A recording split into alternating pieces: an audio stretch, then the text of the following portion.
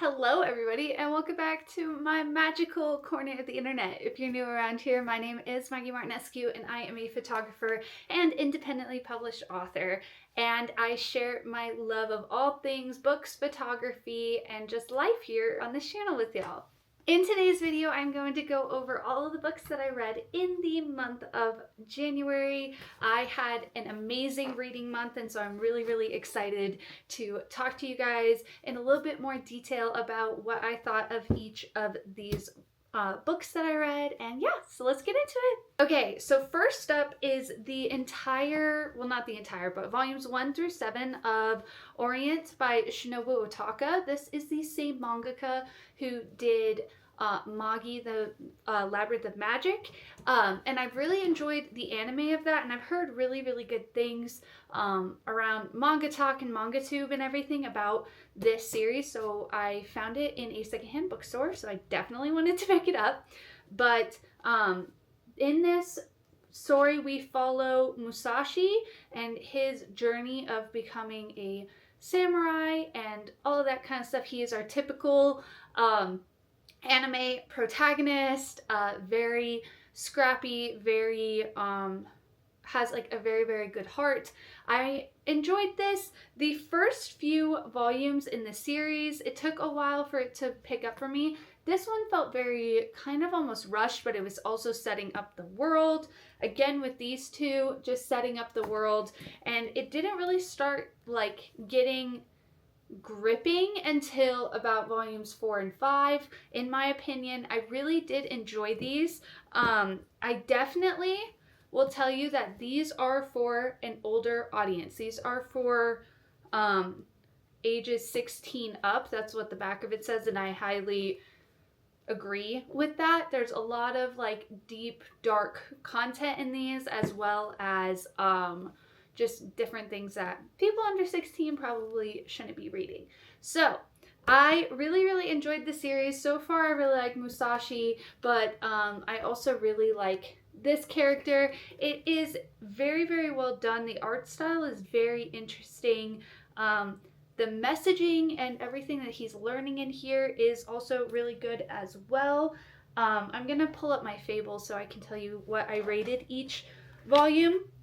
I rated volume 1 3 stars. I rated volume 2 4 stars, as well as volume 3 and volume 4. Volume 5 I rated 5 stars. This was the best one out of all of them. There was so much like dropped in this that I was like, and I do have a reading vlog of all of this coming. Meant to post it a few weeks ago, but I'm still learning how to edit videos and stuff, so that will be going up after this one. But yeah, 5 stars. Then this one was all right. It was definitely like a filler kind of volume, but I rated it 3.25. And then this one was very well done, and I rated it 3.75. I probably will raise this up to a 4 star. It was really well done, and I had a great time with it. So highly recommend if you are of the age range and you liked Magi. Highly recommend. Also, if you just like a typical shonen battle samurai manga, highly recommend picking up Orient. Really enjoyed it. The next manga that I picked up this month was the Anne of Green Gables by Manga Classics. I was gifted this by NetGalley, so thank you to NetGalley for that. I really enjoyed this. It was a very fun way to consume Anne of Green Gables again, and it has been so long since I read it, so I was really in the thick of it with this story, and I'm so excited that they're turning this into an anime. I think it's going to be such a fun, cute anime, and yeah, I really enjoyed it. I rated that one, I believe I rated 3.75 because it skipped over a lot of stuff that I wish would have gone deeper, but what it did well, but I couldn't give it more than a 3.75 because there were some stuff from the original series that they left out. Things that I think are kind of important, but I'm excited to see expanded upon in the next volume of the manga if they do release a next volume. So yeah. Next up is Kiki's Delivery Service by, I'm going to butcher this, Iko Kadano. I loved this. This was such a cute, fun palette cleanser, and it was exactly what I needed because I read this right after finishing this. So I finished Brandon Sanderson, The Way of the Kings. This was the last book that I read in 2024. It's 1,000 pages long, and so going to this was very, very much needed. It was so much fun. It was so cozy. It definitely isn't a literary masterpiece by any means. The plot isn't super deep and heavy, but that's what this is supposed to be, is just a fun, cozy fantasy story. Loved it. Loved it. And now I definitely need to see the movie because I've never seen the movie. So I rated Kiki's Delivery Service, I can't remember everything off the top of my head, 3.75 stars. Loved it. Absolutely loved it. So if you're looking for a really, really cute palette cleanser, highly recommend Kiki's Delivery Service. Next up, we have the Capture from the Guardians of Ga'Hoole series. I love this. You will also get to see my reaction to me reading this in my weekly reading vlog that will come after this video. Oh my gosh, I loved this. I loved this. I loved this. I loved it. It was so, like, it didn't read like a middle grade. Like, it did, but it didn't. It was so engaging, so impacting. You will see the shock on my face, and I talk a lot in that vlog about how I can't believe this is for kids. There is some really, really dark content in here, but it's such a good book. And even as an adult, I've never read this series before. Loved it. Can't wait to move on to the next one. I definitely did tab it up a little bit. I really enjoyed some of the quotes.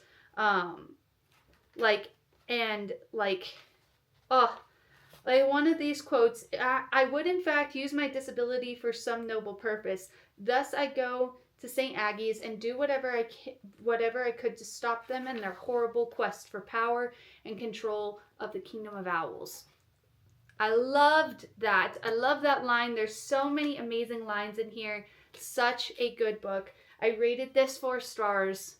Absolutely loved it. Highly recommend. And the last book that I read in the month of January is An Enchantment of Ravens by Margaret Rogerson, and I rated this book 3.5 stars. Now, I am going to go into detail about why I didn't like this book as much as I thought I would, so skip ahead. This is the last book, so you can click off from this video or skip ahead if you don't want spoilers, but I did really want to talk about this book because I did enjoy it except for a few things. The pacing in this book was kind of all over the place for me.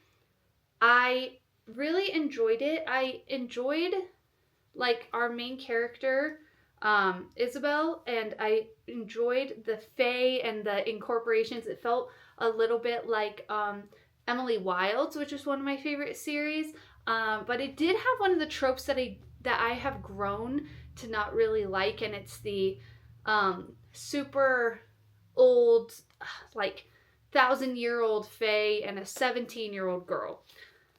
I have grown to not really like that trope that much.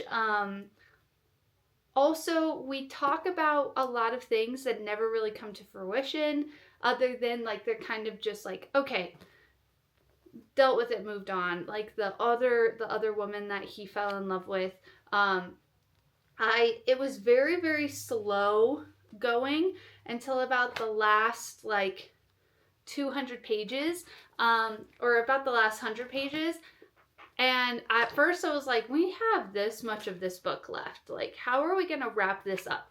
And I think she did a good job of wrapping it up, but it wasn't, I think I fell into the overhypeness of this book. It definitely deserves the hype. It's very well written, very atmospheric. I had a really, really good time with it, but I just couldn't rate it more than 3.5 stars. I've already kind of, like, forgotten about it, but I did I did enjoy it, and I think Margaret Rogerson is an amazing writer, and I'm going to give her other books a shot. I do have A Sorcery of Thorns, which I'm going to try to read, but definitely not my favorite, but definitely still a very, very good story. Definitely a good story for its intended audience, which is ages 14 and up. I recommend this, but not. I think coming off of Brandon Sanderson into this did me a little bit of a disservice. I really enjoyed reading this, and I would reread it. But coming from this magic system to this very dulled down like version of a magic system where it's just reliant on Fae instead of a whole high magic system, I think kind of did a disservice to me. It's like a 300-page book, but I did really enjoy it. So 3.5 stars, still recommend it, just wasn't my favorite out of the year. I had such an amazing reading month, and I'm already off to a really good start in February. I've already finished one e-arc, and I'm really excited to dive into the Dragon Riders of Pern series that is high on my TBR this month, as well as probably Iona by Alison Goodman and Flamefall. I cannot read the author's name from over here, and I'm going to butcher it. So, but the Flamefall series, I'm really excited to dive into those books, and possibly dive back into the world of Mistborn. But yeah, that's everything I read in the month of January. I hope you guys liked this video. If you did, make sure you leave a like and a comment down below. Let me know what your favorite book that you read in the month of January is, and I'll see you guys in the next one. Bye!